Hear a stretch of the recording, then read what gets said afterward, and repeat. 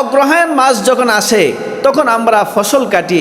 এরকম প্রত্যেকটা মাসের সাথে বাঙালির জাতীয় কিছু ঐতিহ্য রুকায় আছে, যেগুলো আমরা বিভিন্ন আমিজে পালন করে থাকি। তারপর হলো ইংরেজি সন, যেটা শুরু হয় খ্রিস্টান যিশু খ্রিস্টের জন্ম তারিখ থেকে শুরু হয়, যেটার সাথে আমাদের না আছে ধর্মগত কোনো সম্পর্ক, না আছে আমাদের জাতিগত কোনো সম্পর্ক। সেটার সাথে আমাদের সম্পর্ক আছে জাগতিক সম্পর্ক। কারণ আমাদের অফিস আদালত, কোর্ট কাছারি, বিদ্যালয়, শিক্ষা প্রতিষ্ঠান, ব্যবসা বাণিজ্য, আন্তর্জাতিক লেনা দেনা বাণিজ্য যা আছে, ওই ইংরেজি সনের সাথে আমাদের একটা জাগতিক একটা প্রয়োজন।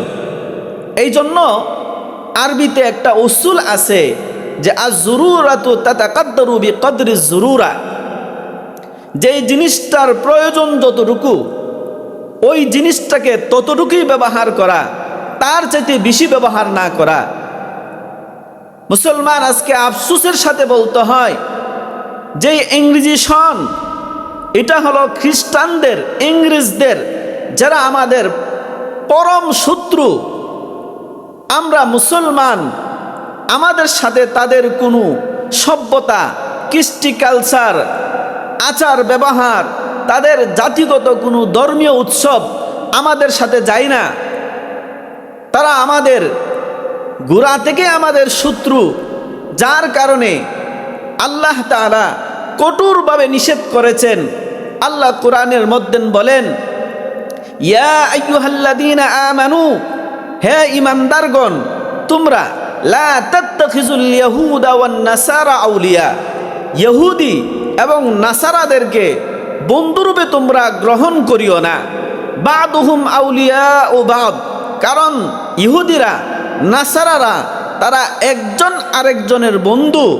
ওয়ামাই ইয়াতাওয়াল্লাহুম মিনকুম, তোমাদের মধ্য হইতে, মুসলমানদের মধ্য হইতে কেউ যদি ওই ইহুদি, ওই খ্রিস্টানদের কৃষ্টি কালচার, তাদের সভ্যতা, তাদেরকে বন্ধুরূপে গ্রহণ করে, আল্লাহ বলেন ফা ইন্নাহু মিনহুম, তাহলে সে মুসলমান থাকে না, সেও তাদের অন্তর্ভুক্ত হয়ে যায়, সেও ইহুদিদের মধ্যে একজন, সেও নাসারাদের মধ্য থেকে একজন।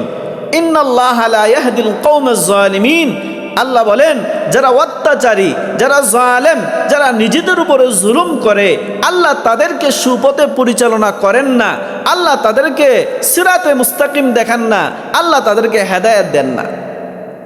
আলহামদুলিল্লাহ, আল্লাহ তাআলার দরবারে, মহান মালিকের দরবারে লাখো কোটি শুকর আর সুজুদ যে রব্বে করিম আমাদেরকে আজকের এই মহতি মাহফিলে দ্বীনি আলোচনার মাজমার মধ্যে বসার মতন তৌফিক দিয়েছেন।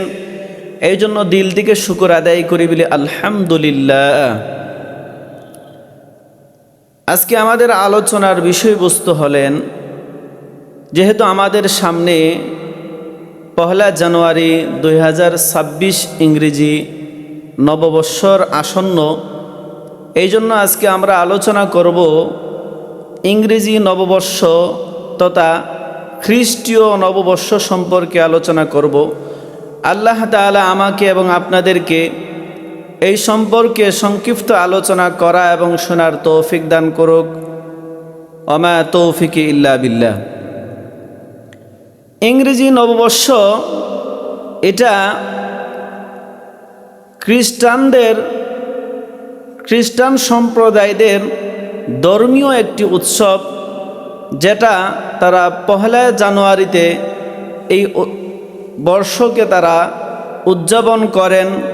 বিভিন্ন অনুষ্ঠান, বিভিন্ন কৃষ্টি কালচারের মাধ্যমে তারা এই বৎসরকে বরণ করে নেন। তার মধ্যে তারা ফটকাবাজি, আতশবাজি, মদ্যপান, অন্যান্য নৃত্য নাটক অনুষ্ঠানের মাধ্যমে তারা এই দিনটাকে উদযাপন করে।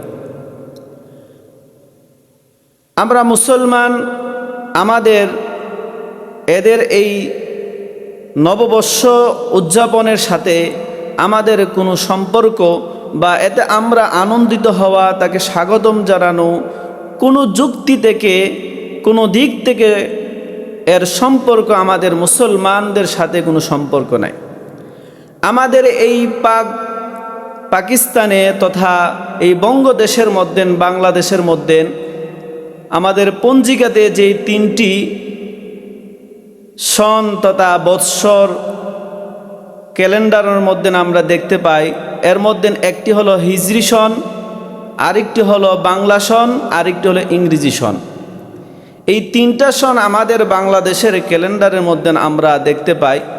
এর মধ্যে হিজরি সন যেটা, এটা রাসূল সাল্লাল্লাহু আলাইহি ওয়াসাল্লামের মক্কা থেকে যখন তিনি মদিনায় হিজরত করেছিলেন, রাসূল সাল্লাল্লাহু আলাইহি ওয়াসাল্লামের সেই ঐতিহাসিক সফর, ঐতিহাসিক হিজরতের ঘটনাকে অবিস্মরণীয় করে রাখার জন্য হযরত ওমর রাদিয়াল্লাহু তাআলা আনহু তিনি ওনার নিজ উদ্যোগে, ওনার শাসন আমলে রাসূলের হিজরতের দিন থেকে নিয়ে হিজরি সনের গণনা শুরু করেন।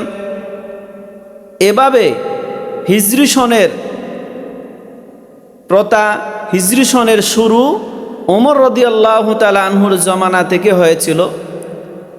ইতিহাসবিদরা যতটুকু ইতিহাস লিখেছেন তা থেকে আমরা জানতে পারি, হযরত ওমর রাদিয়াল্লাহু তাআলা আনহুর শাসন আমলে সমুদ্র পথ দিয়ে যখন এই বঙ্গদেশে, উপমহাদেশে ইসলামের দাওয়াত নিয়ে আল্লাহর নবীর সাহাবায়ে কেরামরা আসেন, তখনই সাহাবায়ে কেরামদের সাথে এই বাংলাদেশে ইসলাম প্রচারের জন্য তাদের সাথে যখন তারা এই দেশে ইসলাম নিয়ে আসেন, তখনই এই দেশের মধ্যে হিজরি সনটা চলে আসে।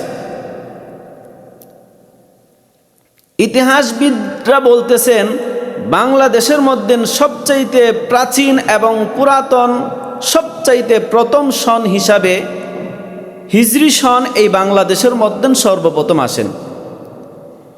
1201 খ্রিস্টাব্দে যখন এখতিয়ার উদ্দিন মোহাম্মদ বিন বখতিয়ার খিলজি রহমাতুল্লাহি আলাই তিনি ইসলামের বিজয় নিশান এই পাক ভারতের মধ্যে উড্ডয়ন করেছিলেন, তখন তিনি রাষ্ট্রীয়ভাবে পুরা রাষ্ট্রের মধ্যে রাষ্ট্রীয় যত কার্যকলাপ আছে সবগুলো হিজরি সন তারিখ মাস হিসাবে পরিচালনা হইতো। রাষ্ট্রীয়ভাবে এটাকে স্বীকৃতি দেওয়া হয়েছিল। হিজরি সন তারিখ অনুযায়ী রাষ্ট্রের সমস্ত কাজ পরিচালনা হবে। ওনার শাসন আমল থেকে নিয়ে শুরু করে এই হিজরি সনের তারিখ মাস হিসাবে এই বাংলাদেশের রাষ্ট্রীয় সমস্ত কার্যকলাপ চলতে থাকে। একদম মুঘল সম্রাট আকবরের সম্রাট আকবরের খেলাফত পর্যন্ত এই হিজরি সন চলে আসে।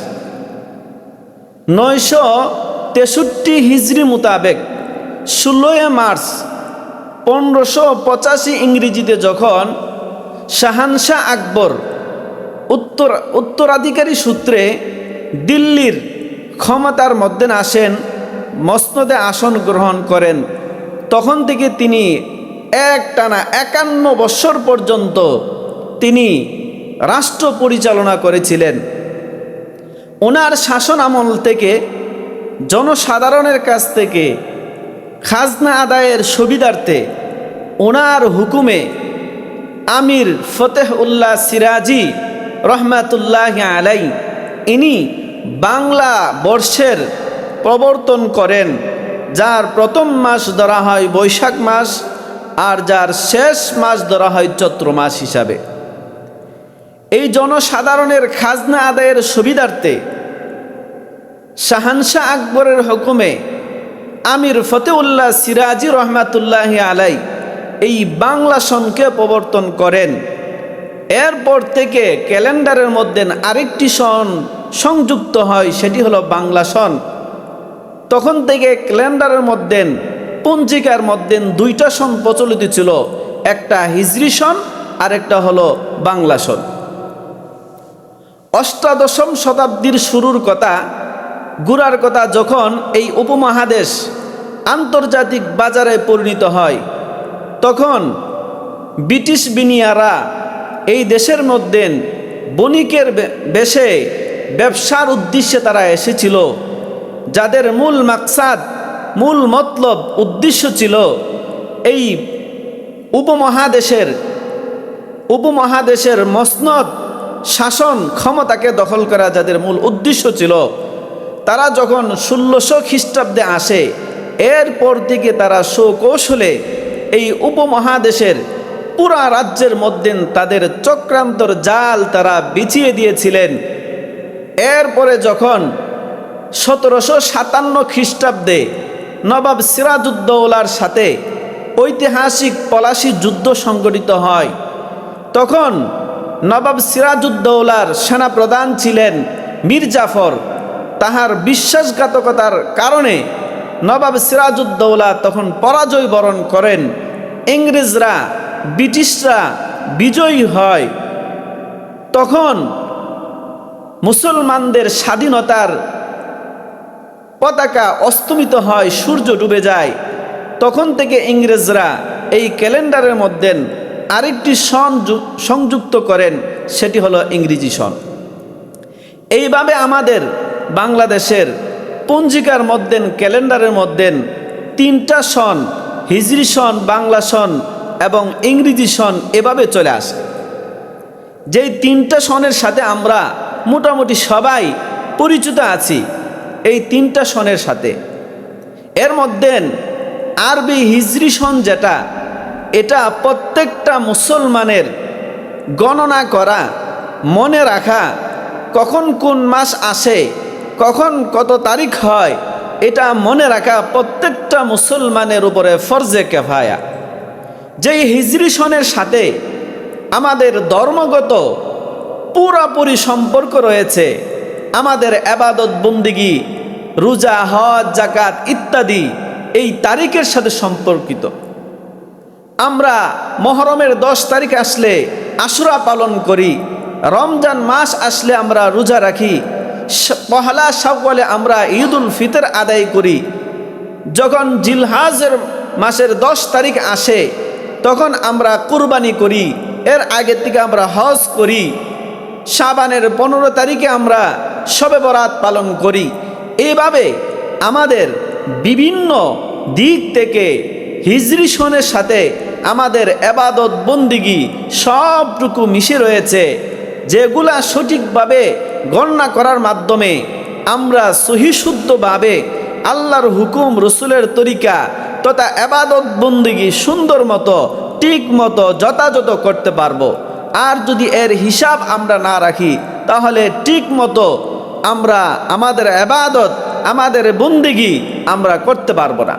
এই জন্য ফুকাহায়ে কেরাম বলেন, এই হিজরি সনের গণনা করা, হিজরি সনের হিসাব রাখা প্রত্যেকটা মুসলমানের উপরে ফরজে কেফায়া।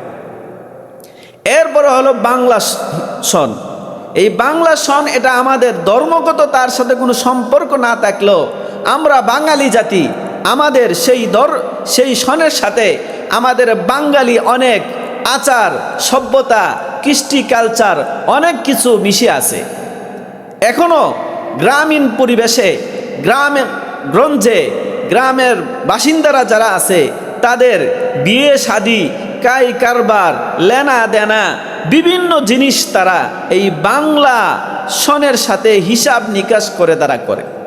যেমন বৈশাখ জ্যৈষ্ঠ মাসে আমরা আম কাঁঠাল পাকে আমরা খাই। পুষ মাঘ মাসে প্রচণ্ড শীত হয়, যেমন এখন চলতেছে। এখন আমরা বাঙালি জাতিদের ঐতিহ্য হলো শীতের পিঠা, বিভিন্ন জিনিস আমরা খাই। এবং অগ্রহায়ণ মাস যখন আসে, তখন আমরা ফসল কাটি। এরকম প্রত্যেকটা মাসের সাথে বাঙালির জাতীয় কিছু ঐতিহ্য রুকায় আছে, যেগুলো আমরা বিভিন্ন আমিজে পালন করে থাকি। তারপরে হলো ইংরেজি সন, যেটা শুরু হয় খ্রিস্টান যিশু খ্রিস্টের জন্ম তারিখ থেকে শুরু হয়, যেটার সাথে আমাদের না আছে ধর্মগত কোনো সম্পর্ক, না আছে আমাদের জাতিগত কোনো সম্পর্ক। সেটার সাথে আমাদের সম্পর্ক আছে, জাগতিক সম্পর্ক। কারণ আমাদের অফিস আদালত, কোর্ট কাছারি, বিদ্যালয়, শিক্ষা প্রতিষ্ঠান, ব্যবসা বাণিজ্য, আন্তর্জাতিক লেনা দেনা বাণিজ্য যা আছে, ওই ইংরেজি সনের সাথে আমাদের একটা জাগতিক একটা প্রয়োজন। এই জন্য আরবিতে একটা উসুল আছে যে আজ-জুরুরাতু তাতাকাদ্দারু বিকদরি জুরুরা, যেই জিনিসটার প্রয়োজন যতটুকু ওই জিনিসটাকে ততটুকুই ব্যবহার করা, তার চাইতে বেশি ব্যবহার না করা।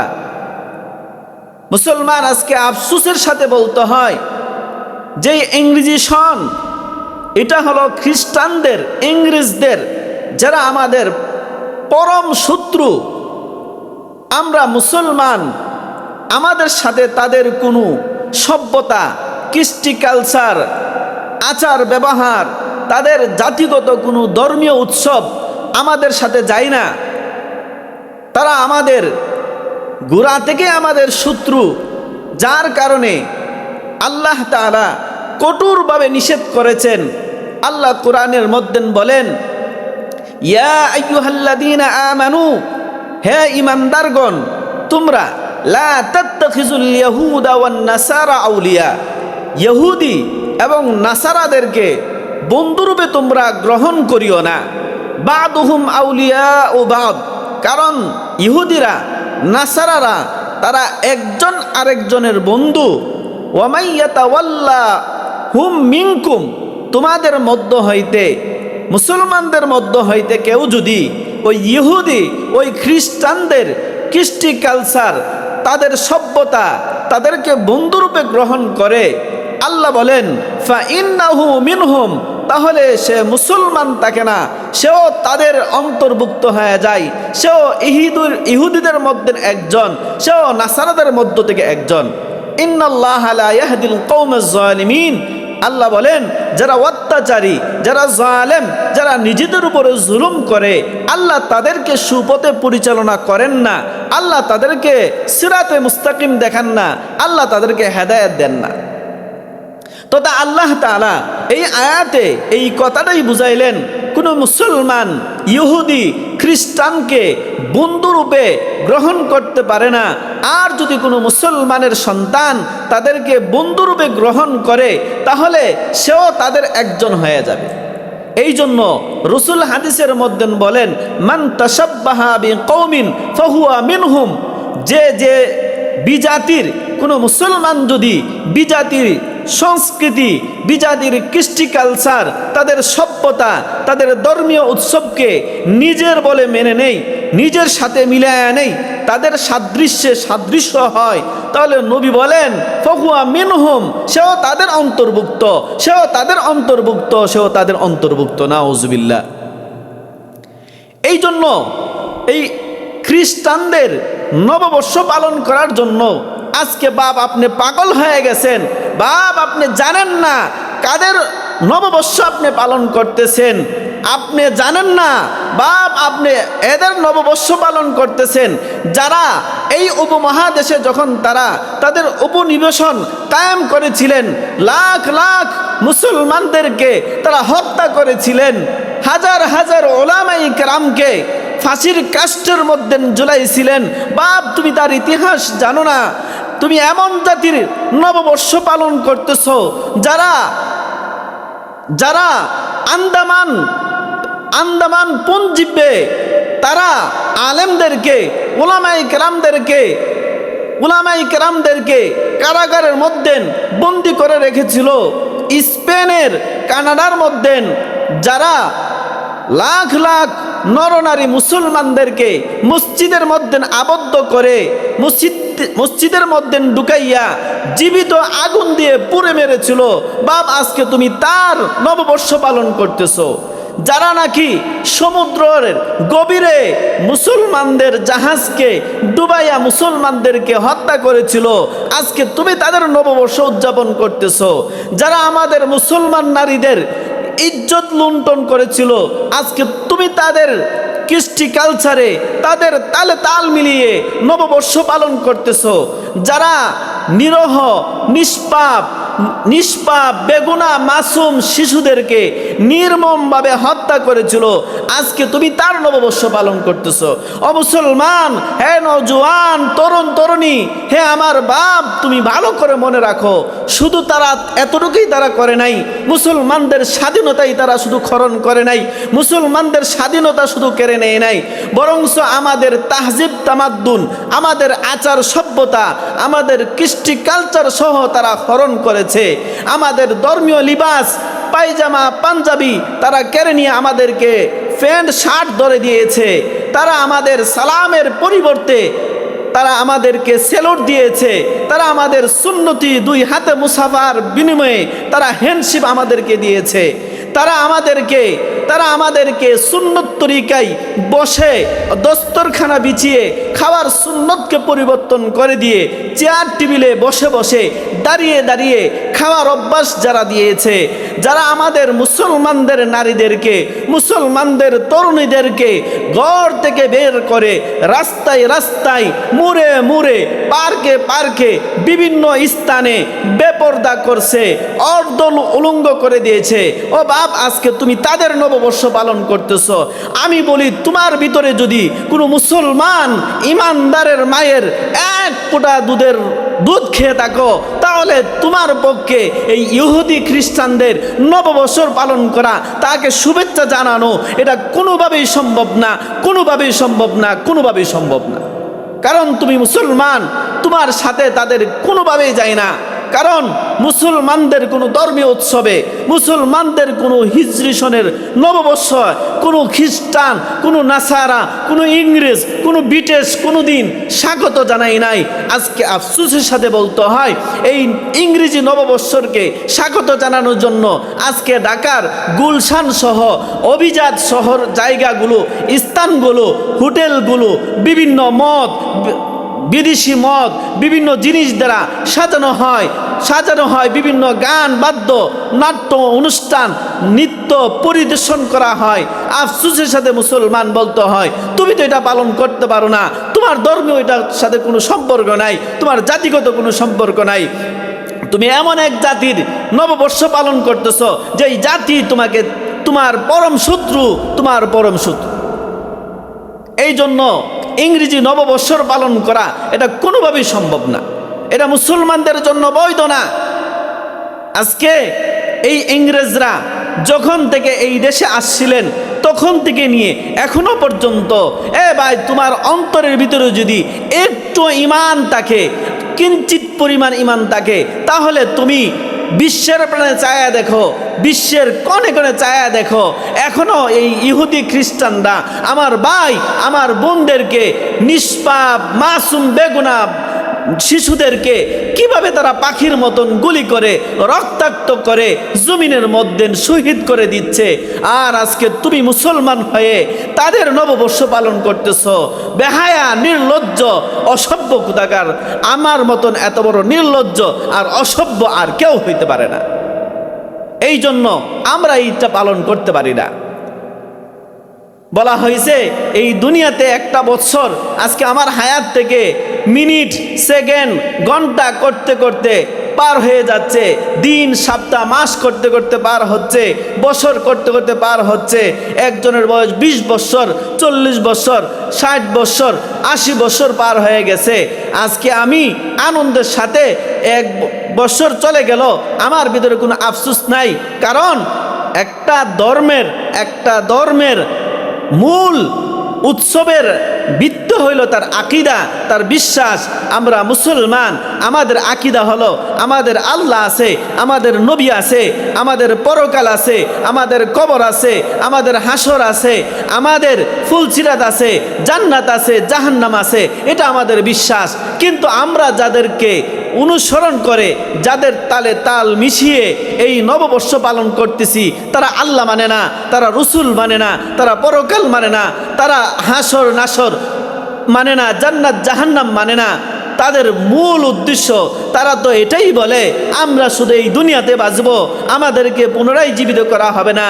যেটা আল্লাহ কোরআনের মধ্যে বলছেন, ইন হিয়া ইল্লা হায়াতুনাদ দুনিয়া। তারা বলে আমরা শুধু দুনিয়ার মধ্যে নেই, এই পার্থিব জীবনে বাঁচবো, ওয়া নামুত ওয়া নাহিয়া, এখানেই আমরা মরবো, এখানেই আমরা বাঁচবো। ওমা নাহনু বিমাবউসিন, আমাদেরকে পুনরায় আর জীবিত করা হবে না। আমরা যা করব এই জগতেই করব, পরকাল বলতে আমাদের জন্য কিচ্ছু নাই। এই জন্য তাদের কাছে সুদ, ঘুষ, জিনা, চুরি, ব্যভিচারী, মিথ্যা যা কিছু আছে তাদের নিকট বৈধ।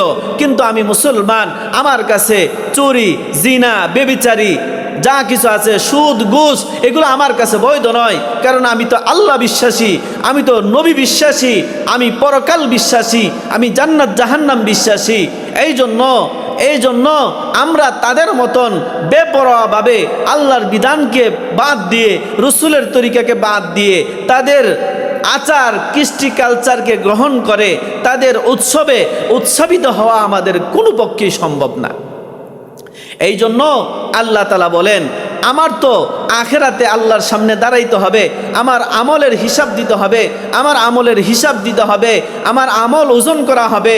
এই জন্য আমার চিন্তা করতে হবে, আমাকে আল্লাহ তাআলা যেইটুকু হায়াত দিয়েছেন, অল্প হায়াত দিয়েছেন, এই অল্প হায়াতের ভিতরে আমার আখেরাতের জিন্দিগি বানায়া যাইতে হবে, আমার আখেরাতের জন্য কিছু কামাইতে হবে। আমার তো চিন্তা করা দরকার, আমি গত একটা বছর 2025 সালে আমি কয়েকটা নামাজ পড়তে পারছি, আমি কি 365 দিন ফজরের সলাত, জোহরের সলাত, আসরের সলাত, মাগরিবের সলাত, এশারের সলাত আদায় করতে পারছি কিনা, হালাল ইনকাম করতে পারছি কিনা, আমার বোনকে পর্দা করাইতে পারছি কিনা, আমার মাকে পর্দা করাইতে পারছি কিনা, এভাবে প্রত্যেকটা আল্লাহর বিধান, রসুলের তরিকা পালন করতে পারছি কিনা, এটা আমার চিন্তা করা দরকার। আমি যখন মৃত্যুবরণ করব, আমি যদি আজ মৃত্যুবরণ করি, তাহলে আল্লাহর কাছে আমি কি জবাব দিব, বা ওইখানে আমার শান্তি হবে না অশান্তি হবে, এটা আমার চিন্তা করা দরকার ছিল। কারণ এই চিন্তাটা করার জন্যই তো আল্লাহ কোরআনের মধ্যে বলেন, ইয়া আইয়ুহাল্লাযীনা আমানু, হে ঈমানদারগণ, তোমরা ইত্তাকুল্লাহ, আল্লাহকে ভয় করতে থাকো, ওয়াল তানজুর নাফসুম মা কদ্দামাত লিগাদ। এ বাপ, আপনিও চিন্তা করেন, ভাই তুমিও চিন্তা করো, বাবা তোমরাও চিন্তা করো। প্রত্যেকটা নফসকে, প্রত্যেকটা ব্যক্তিকে আল্লাহ বলতেছেন, তুমি চিন্তা করে দেখো আগামীকালকের জন্য তুমি কি পাঠাইছো। তুমি যে মারা যাইবা, মৃত্যুবরণের পরে এই কবরের জগতের জন্য কতটুকু নেকি পাঠাইছো, কতটুকু গুনাহ পাঠাইছো, কতটুকু নেকি পাঠাইছো যার কারণে তুমি জান্নাত অর্জন করতে পারবা, কতটুকু গুনাহ কামাই করছো যার কারণে তুমি জাহান্নামে যাইবা, এটা তুমি চিন্তা করো। ওয়াত্তাকুল্লাহ, আল্লাহ বলেন আরো আল্লাহকে ভয় করতে থাকো। ইন্নাল্লাহা খাবীরুম বিমা তা'মালুন, কারণ আল্লাহ তোমার সব কর্ম, আল্লাহ সব কর্ম তোমার দেখতে আছেন। আল্লাহ তোমার কোন একটা কর্ম আল্লাহর দৃষ্টি, আল্লাহর ইলম, আল্লাহর জানার বাহিরে নাই। আজ এই নববর্ষ উদযাপনের জন্য এত শীতকে অপেক্ষা করে মুসলমানের ঘরে জন্ম নেওয়া, ইমানদারের ঘরে জন্ম নেওয়া তরুণ তরুণীরা রাত্রের গভীর 12টা 1 মিনিট পর্যন্ত অপেক্ষা করতে থাকে। যখন 12টা 1 মিনিট বাজে, তখন পুরা শহর, পুরা গ্রাম, শহর কি শহর, গ্রাম কি গ্রাম, হ্যাপি নিউ ইয়ার নামে এক শব্দ উচ্চারিত হইতে থাকে, যাহার কারণে আরামে যারা ঘুমিয়েছিল তাদের ঘুম নষ্ট হয়। আরও ফটকাবাজি, আতশবাজির কারণে অনেক দুর্ঘটনা ঘটে। 2000 সনের একটি ঘটনা, যে বিশ্ববিদ্যালয়ে বাদন নামে একটি মেয়ে ছিল, এই নববর্ষ উদযাপন প্রেমিকরা ওই তরুণীর উপরে তারা এমনভাবে ঝাঁপিয়ে পড়ছিল যে তার শরীর থেকে কাপড় খুলে বিবস্ত্র করে খামছে ছিঁড়ে হায়নাদের মতন এই মেয়ের উপরে, এই তরুণীর উপরে তারা পড়েছিল, তার ইজ্জত লুণ্ঠন করেছিল। ওই সময় আইন শৃঙ্খলা বাহিনীও তাদেরকে কন্ট্রোলে আনতে পারে নাই, ওই বাদন নামে মেয়েটাকে হেফাজত করতে পারে নাই। এমন ঘটনা হাজারো ঘটতেছে। তো আমি বলতেছিলাম এই কথাটা, যে আল্লাহ তাআলা বলেন, এই যে তুমি রাত গভীরে 12টা 1 বাজে এই ইংরেজদের নববর্ষ পালনের জন্য এই বেহায়াপনা, নির্লজ্জতা, তোমার মেয়ে অপর হোটেলের সাথে ওই ছাদের মধ্যে, বিভিন্ন রেস্তোরাঁর মধ্যে, বিভিন্ন পার্কের মধ্যে, বিভিন্ন অভিজাত জায়গার মধ্যে এই নববর্ষ পালন করার জন্য, ও মুসলমান, তোমার মেয়ে চলে গেল, তোমার ছেলে চলে গেল, তুমি খেয়াল করলা না। মনে রেখো যুবক যুবতী, তরুণ তরুণী, তোমরা মনে রেখো এই যে কাজগুলা করতেছো, আল্লাহ তাআলা তোমাদের সব কিছু জানতেছেন, সব কিছু দেখেন, সব কিছু দেখেন। এই জন্য আমাদেরকে প্রত্যেকটা কাজে খেয়াল করতে হবে। আল্লাহ আমাদেরকে যে হুকুম দিয়েছেন সেই হুকুম অনুযায়ী চলতে হবে। আমিরুল মুমিনিন হযরত ওমর ফারুক রাদিয়াল্লাহু তাআলা আনহু বলেন, হাসিবু ক্বাবলা আন তুহাসাবু, এ মানুষ, তোমরা তোমাদের হিসাব তো পরকালে আল্লাহ নিবে, এর আগে হিসাব নেওয়ার আগে তোমরা নিজে হিসাব মিলাও।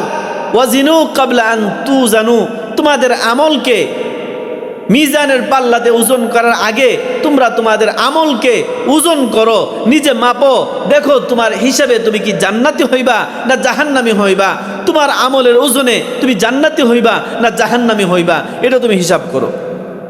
এই জন্য বলতেছিলাম, মুসলমান, আজ তোমার হাত ধরে বলি, তোমার পায়ে ধরে বলি, বাবা, তুমি এই নববর্ষ পালন করিও না।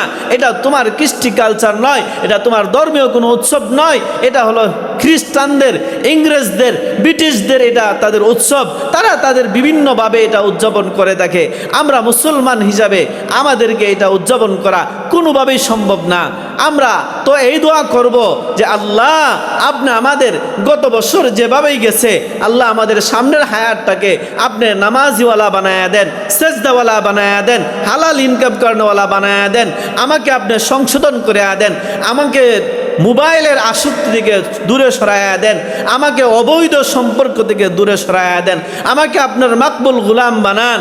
এভাবে চলার তৌফিক দান করেন, যেভাবে চললে আপনি খুশি হন, যেভাবে চললে নবী খুশি হয়, যেভাবে চললে আমি আখিরাতে নাজাত পাবো, এইভাবে দোয়া করা দরকার। আল্লাহ তাআলা আমাদেরকে ওইভাবে চলার মতন তৌফিক দান করুক। ওয়া আখির দাওয়ানা আনিল হামদুলিল্লাহি রাব্বিল আলামিন।